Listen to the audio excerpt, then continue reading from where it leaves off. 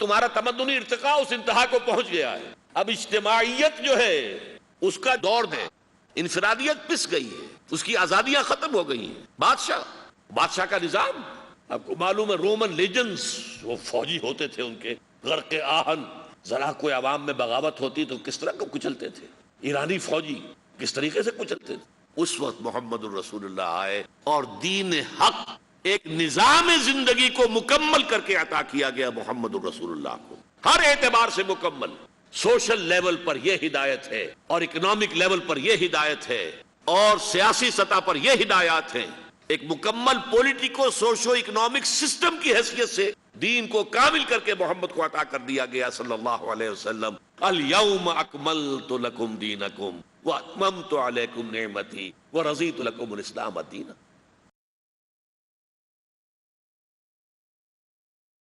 سورہ شورى میں فرمایا، آیت نمبر 13 ہے، شرع لکم من الدین ما وصى به نوحا والذی اوحینا الیک وما وصینا به ابراہیم وموسیٰ وعیسیٰ. سب کا دین ایک تھا، لیکن ابھی دین مکمل نہیں ہوا تھا. ابھی اجتماعیت جو ہے محدود تھی، ابھی انفرادیت کا بول بالا تھا، ابھی ایک نظام کا تصور نہیں تھا، ابھی کوئی پولیٹیکل سسٹم وجود میں نہیں آیا تھا، ابھی وہ سٹینڈنگ آرمیز کے دور نہیں آئے تھے.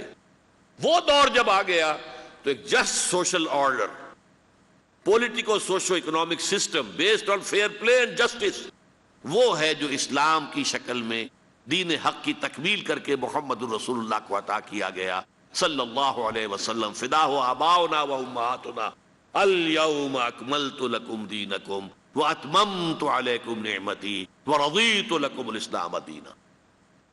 یہ دو مظاہر ہیں تکمیل نبوت کے، نوٹ کر لیجئے. نمبر 1، ہدایت ہدن سے بڑھ کر الہدا بن گئی، کامل مکمل ہدایت قرآن میں.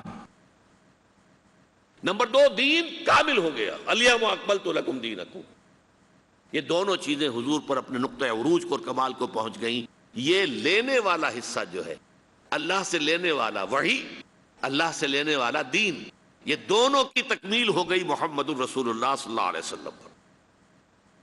اگلا جو عنوان ہے وہ میں پہلے ڈیل کر چکا ہوں، ختم نبوت کے خلاف غلام احمد قادیانی کی دلیل اور اس کی تردید، کہ وحی کیسے بند ہو سکتی ہے، یہ تو ہدایت کا ذریعہ ہے. نبوت کیسے ختم ہو سکتی ہے؟ نبوت تو رحمت ہے، اللہ کی رحمت اور وحی ہدایت کے لیے، یہ کیسے بند ہو سکتی ہے؟ اور اگر وہ جاری ہے تو بس میں دعویٰ کر رہا ہوں، مجھ پر وحی آ رہی ہے، میں اللہ کا نبی ہوں. اس کا جو جواب تھا وہ آپ کے سامنے پہلے ہی عرض کر دیا ہے. اب آگے چلیے. تکمیل رسالت کے دو مظاہر، یہ نوٹ کیجئے، میں نے کہا تھا یہ ہے لینے والا، یہ ہے دینے والا حصہ. رسالت والا حصہ دینے والا، وہاں سے لینے والا نبوت، ہدایت مکمل، وحی کامل، اور دین مکمل. اب دینے والے حصے کے بارے میں فرمایا لِيُظْهِرَهُ عَلَى الدِّينِ كُلِّهِ، تاکہ غالب کر دیں اسے کل کے کل دین پر، پورے نظام زندگی پر. یہ رسالت کی تکمیل ہے بئی معنی کہ ایک درجہ ہے رسالت کا تبلیغ. بہت سے نبی تبلیغ کرتے ہوئے ہی ان کی پوری زندگی گزر گئی، کہیں کوئی نظام قائم ہوا ہی نہیں. نظام تو صرف محمد عربی کے ہاتھوں اور آپ کے دست مبارک سے قائم ہوا ہے.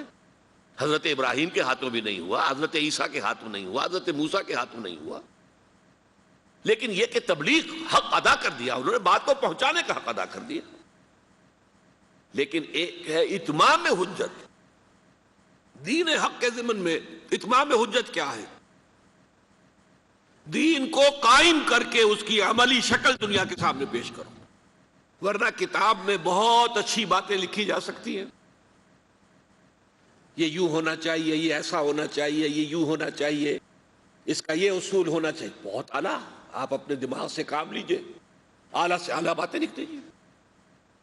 لیکن جب تک آپ اسے قائم کر کے اس کا نمونہ نہ دکھائیں، یہ ثابت نہ کریں کہ یہ پریکٹیکیبل ہے، یہ نافذ کیا جا سکتا ہے، اس وقت تک ظاہر بات ہے کہ وہ حجت جو ہے اپنے درجہ اتمام کو نہیں پہنچی. ایک یہ بھی ہے کہ آپ کہیں بھئی یہ کام ایسے کرنا ہے، اس طرح کرنا ہے، اس طرح کرنا ہے. ایک یہ کہ آپ کر کے دکھا دیں. فرق ہے کہ نہیں؟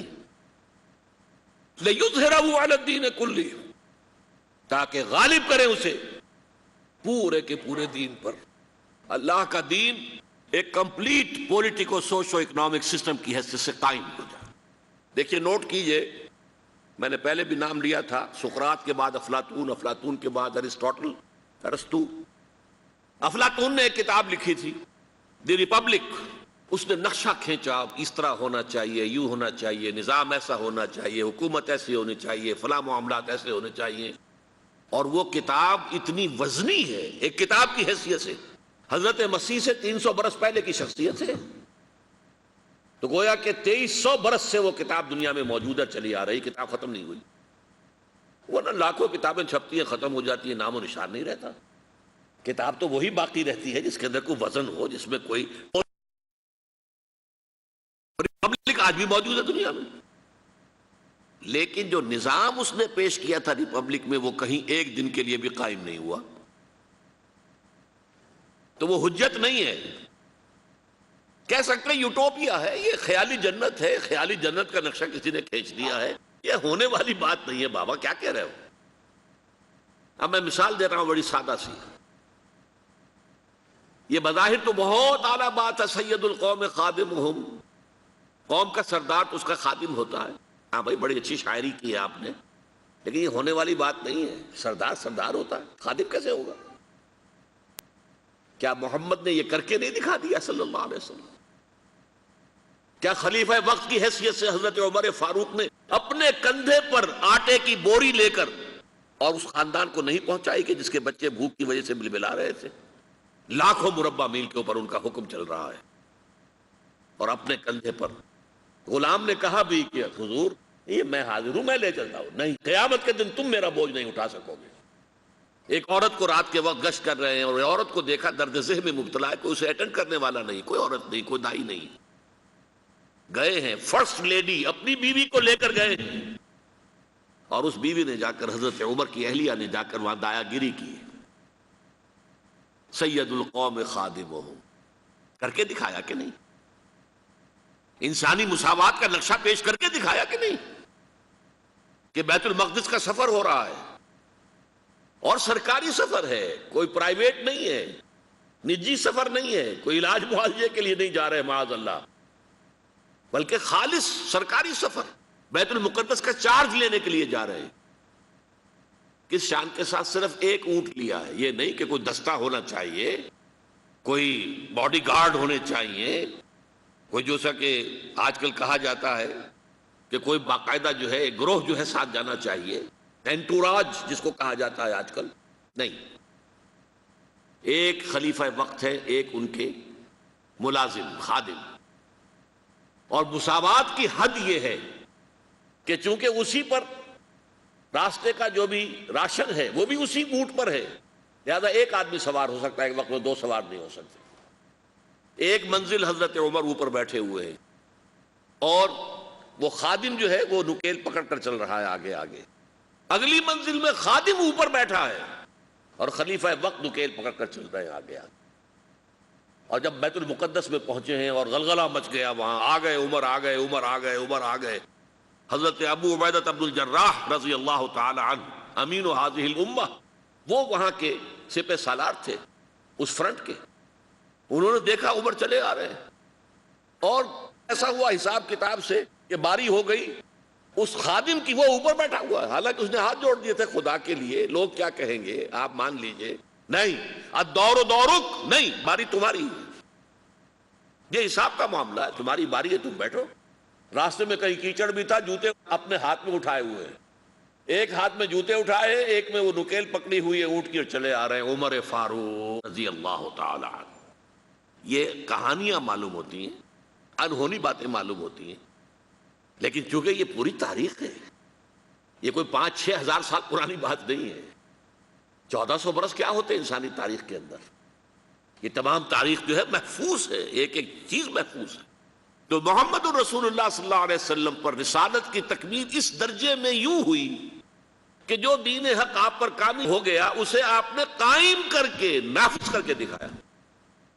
یہ ہے در حقیقت تکمیل رسالت کا مظہر اول. نمبر 2، یہ بہت بڑی بات ہے، بہت بڑی بات ہے، اور سیرت کا یہ حصہ اکثر و بیشتر لوگوں کے سامنے نہیں ہے۔ ہمارے ہاں میلاد کی محفلیں ہوتی ہیں، سیرت کے جلسے ہوتے ہیں، حضور کے مناقب بیان کیے جاتے ہیں، حضور کی فضیلتیں بیان ہو رہی ہیں، آپ کے گیسوؤں کی بات ہو رہی ہے، اور باتیں ہو رہی ہیں، سایہ تھا نہیں تھا اس کی باتیں ہو رہی ہیں، حالانکہ وہ irrelevant ہے۔ سیرت، اصل سیرت کیا ہے؟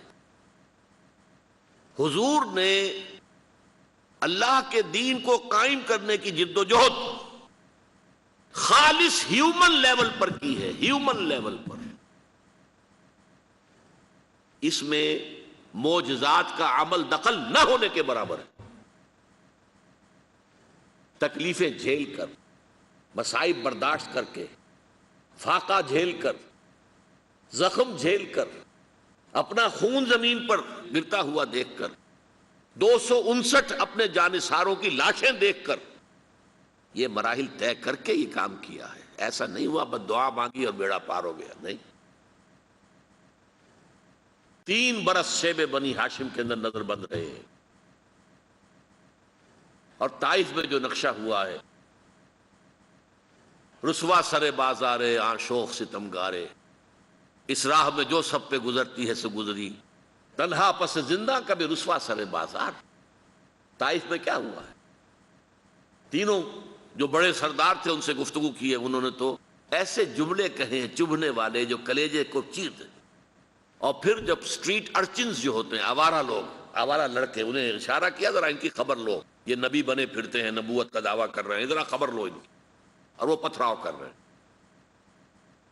ساتھ صرف ایک ہے، حضرت زید ابن حارثہ، وہ سامنے سے آ کر روک بنتے ہیں، ڈھال بنتے ہیں، تو وہ پیچھے سے پتھر آ رہے ہیں، وہ پیچھے کی طرف سے جاتے ہیں تو آگے سے پتھر آ رہے ہیں۔ جسم لہو لہان ہو گیا ہے، جسم کا خون بہہ کر جا کر جوتیوں میں جم گیا ہے، غشی سی تاری ہوئی ہے، تھک کر بیٹھ گئے ہیں تو 2 گنڈے آئے ہیں، ایک نے اس بغل میں ہاتھ ڈالا، ایک نے اس بغل میں ہاتھ ڈالا، اٹھو جاؤ۔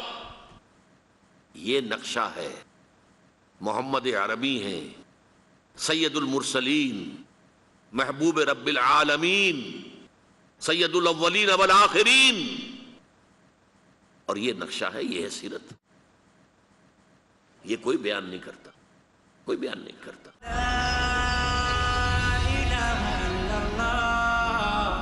سب طرح کی تعریف اللہ ہی کے لیے ہے جو تمام مخلوقات کا پروردگار ہے، بڑا مہربان، نہایت رحم والا، انصاف کے دن کا حاکم۔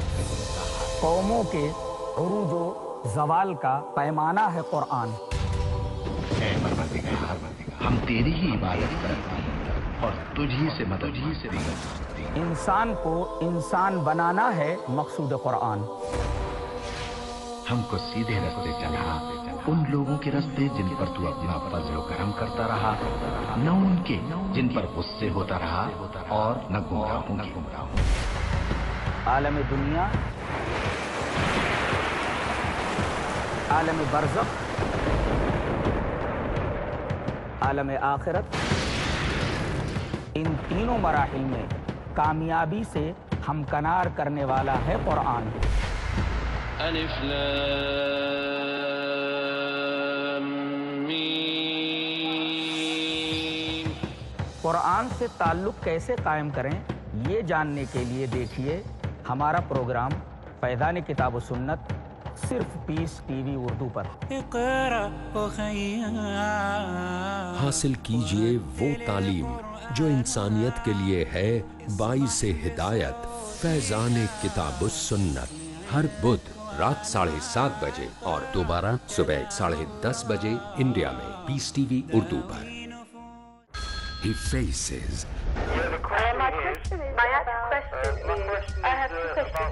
He listens. My question is about the beard. About Imam Mahdi. What other people believe in. He answers. So number one is the help of Allah. He satisfies in the light of glorious Quran and authentic Hadith. If Allah helps you, believe me, you have to get success. Catch Dr. Zakir.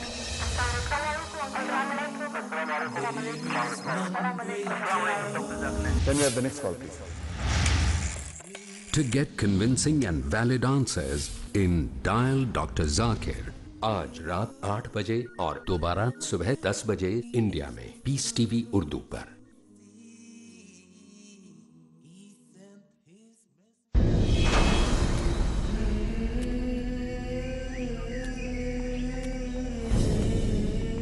قرآن حکیم اللہ تبارک و تعالیٰ کی رحمت کا ایسا مظہر ہے جو ہمیں بے مثال سعادت عطا کرتا ہے۔ الحمدللہ رب العالمین۔ ہدایت، بخشش، عزت، عروج، اللہ کی محبت، اللہ کی عنایات، مایوسی سے نجات، منافقت سے حفاظت، غرض بے شمار سعادتیں قرآن حکیمی سے حاصل ہوں گی۔ ذالک الکتاب لا ریب فیہ ھدی للمتقین۔ آئیے ان سعادتوں کے حصول کی کوشش کریں اور اس کے لیے باقاعدگی سے ملاحظہ کریں سعادتوں کا حصول قرآن حکیم کی روشنی میں، صرف پیس ٹی وی اردو پر۔ فیض اٹھائیے اس عظمت والی کتاب سے جس کے نزول سے روشنی آ گئی بے شمار زندگی میں۔ سعادتوں کا حصول قرآن کریم کی روشنی میں، آج شام 5:30 بجے اور دوبارہ رات 12 بجے انڈیا میں پیس ٹی وی اردو پر۔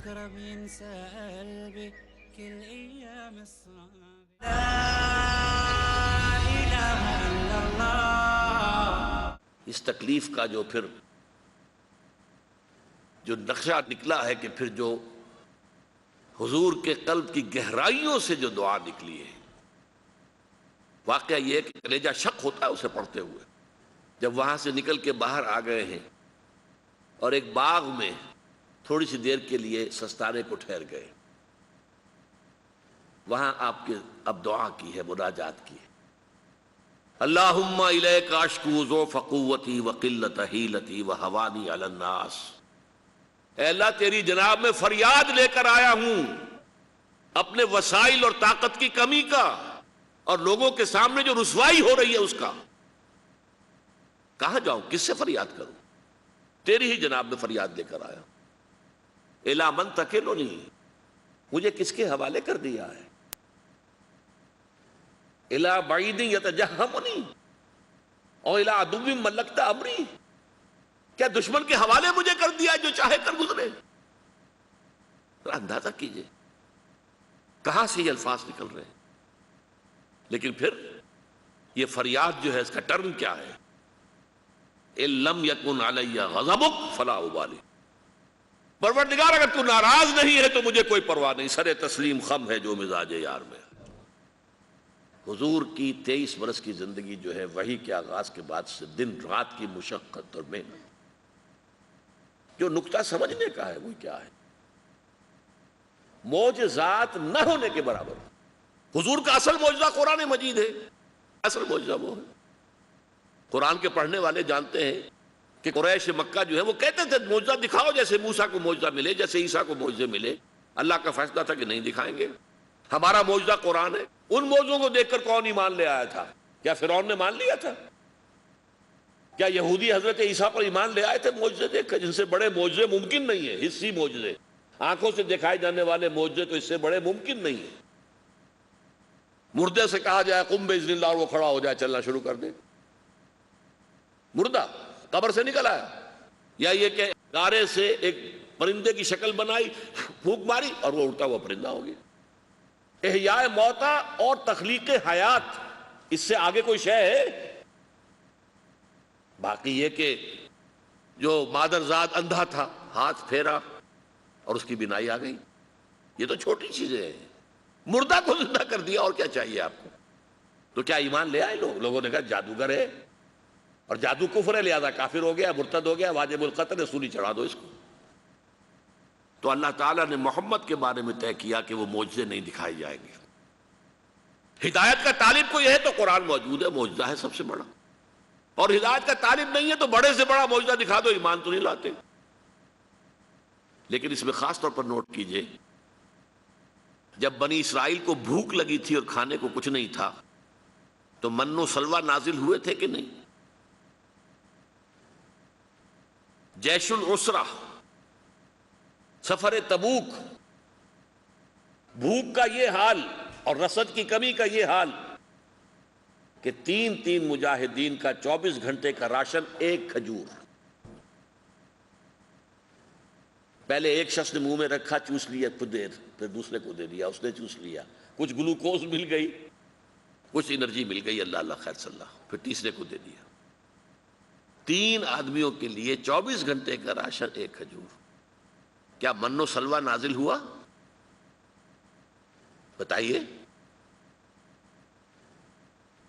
یہ میں سوال بات میں کروں گا، کیا وہ بنی اسرائیل والے جو ہیں وہ اللہ کو زیادہ محبوب تھے محمد کے امتیوں سے؟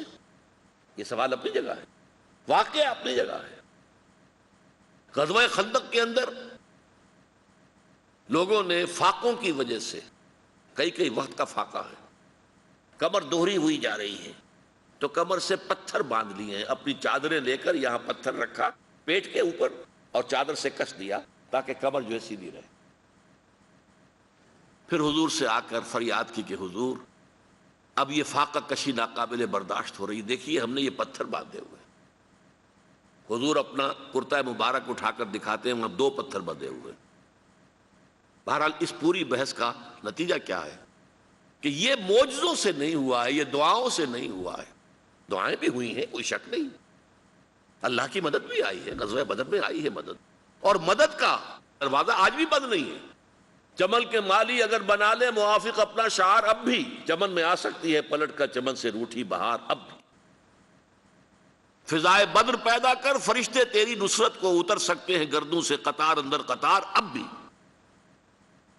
مدد تو اب بھی آئے گی. معجزہ جو ہے وہ صرف نبیوں کے لیے ہوتا تھا، حضور کے لیے بعض معجزے ہیں، بعض مواقع پر تھوڑا سا کھانا جو ہے بہت سے لوگوں کے لیے کفایت کر گیا. یہ ایسی چیزیں ہوئی ہیں، کرامات کی نوعیت کی چیزیں ہوئی ہیں.